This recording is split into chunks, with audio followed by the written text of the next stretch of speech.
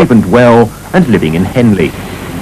They want to win races in a very difficult sport.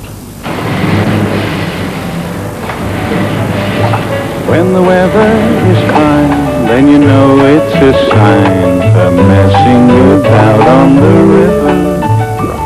If you take my advice, there's nothing so nice as messing about on the river. There are long boats and short boats and all sorts of craft, cruisers and keelboats and some with no draft. So take off your coat, hop in the boat, go messing about on the river.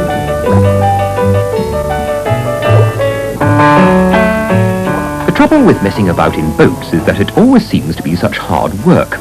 Rowing, to me, is something you do if the outboard motor breaks down. But at Henley, it's a sort of sophisticated masochism. Bob your head to the bows. Go!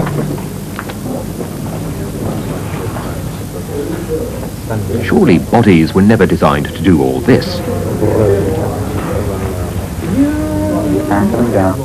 The coach, wisely, goes by bike. Now girls. The actual mechanics of rowing are probably the most difficult thing to teach. Once they're established, the hardest thing is to keep the motivation going, to make sure that every training session is hard enough to make the physical progression that will bring eventual success. The strange thing is that after going to all that trouble to build up their muscles, the big chaps are quite happy to be shouted at by a wee fellow half their size. I think a good cox is, has got to be a good motivator. The motivation's very much a personal thing. You have to strike perhaps a raw nerve in each of them to get them to give that little bit extra that's going to get you over the line 2 feet in front of the next crew. And other than that, I think you've got to look after them a bit. You have to mother them. They're there to row and to make the boat go as fast as possible.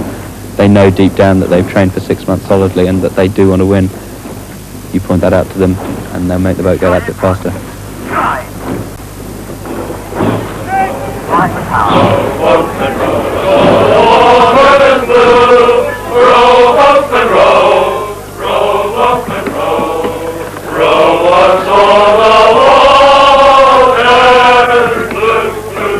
If rowing